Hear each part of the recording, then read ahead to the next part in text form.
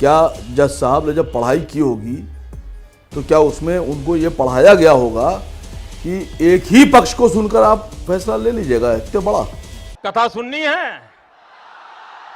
असीम बकार साहब, सच्चाई सामने आने में क्या दिक्कत है?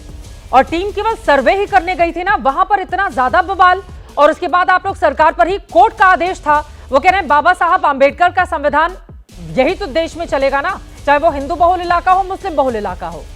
तो फिर मंशा पर सवाल क्यों? और इतने पत्थर आए कहां से? नेताओं की ओर से ही भड़काया गया और वहां पर मुस्लिम युवाओं को बरगलाया जा रहा है मंदिर मस्जिद के नाम पर। असीम बकार जी,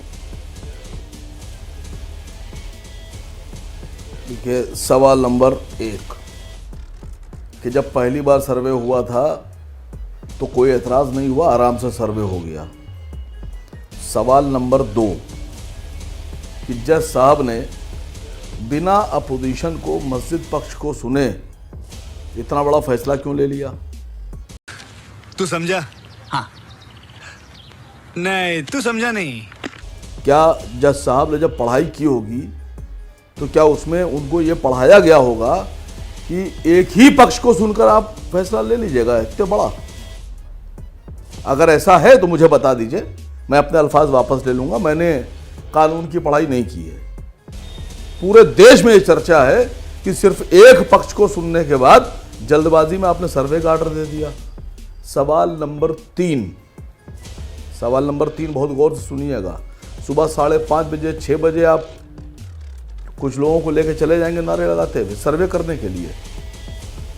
किस बात की जल्दी थी?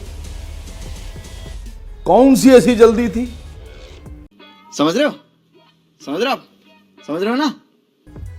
भाई बात समझिए, देश संविधान से चलेगा, किसी की अपनी जाति मानसिकता से नहीं चलेगा। अरे तो ये पत्थरबाजी करने वाले लोग संविधान से चलते हैं क्या?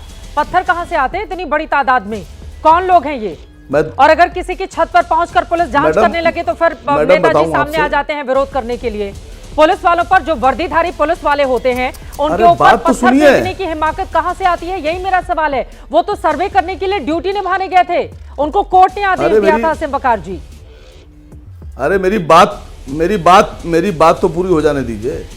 मैं अभी आप में से किसी एक के घर के ऊपर एक नोटिस डालूं कोर्ट में कि साहब इसमें मंदिर है, तो क्या आपको बिना सुने ऑर्डर हो जाएगा कि नहीं साहब चित्रा साहब के घर जाइए और जाके आप सर्वे करिए? सर्वे के लिए ऑर्डर आया है, जानकारी बढ़ा रहा हूं देश वालों की। नहीं, सर्वे के लिए ऑर्डर था ना। अगर कोई नोटिस लेकर आ गया कि मेरे घर में, आपके घर में ऐसा है, तो आके चेक कर लो, अगर कोर्ट आदेश दे देगा तो मैं, आपको लग रहा है कि किसी की भी इतनी हिम्मत होगी कि वो मना कर देगा, कोर्ट का ऑर्डर मानने से इनकार कर देगा? कोर्ट का ऑर्डर है ना असीम बकार जी। मैडम आप पत्रकारिता में हैं और हम सियासत में हैं।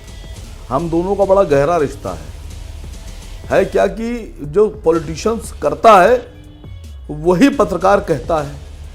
अब मसला यह है कि पहले उकसाओ, हालात बनाओ, भड़काओ, उसके बाद में आरोप लगाओ, फिर एफआईआर कराओ, सब खुद ही करो, दूसरे पक्ष को फंसाओ। मैडम समझिए, पहले ये होता था, एक कहावत थी बुजुर्गों की, जैसा राजा वैसी प्रजा। मतलब अगर राजा खराब तो प्रजा खराब। आज कहावत बदल गई है मैडम, जैसी प्रजा वैसा राजा। आप इस बात की गहराई को समझिए जो मैं कह रहा हूं। आप अपनी कहती रहिएगा, हम अपनी बात कहते रहेंगे, लेकिन सच्चाई यह है कि क्या बिना दूसरे पक्ष को सुने क्या ये सर्वे का ऑर्डर होना चाहिए था? इसका जवाब दे दीजिए खाली। अगर आप हाँ कहती हैं तो भी मैं सुन लूंगा, आप ना कहती तो भी मैं सुन लूंगा। नहीं, मुझे मजाक नहीं उड़वाना अपनी चीज का, मैं नहीं बताऊंगा। हद हो गई। Thank you for being here. बहुत बहुत धन्यवाद। आपको अच्छी लगी तो ऐसे थोड़ा मार दीजिए हाथ, आप थोड़ा सा मार दीजिए। आपको अगर अच्छी लगी मार दीजिए।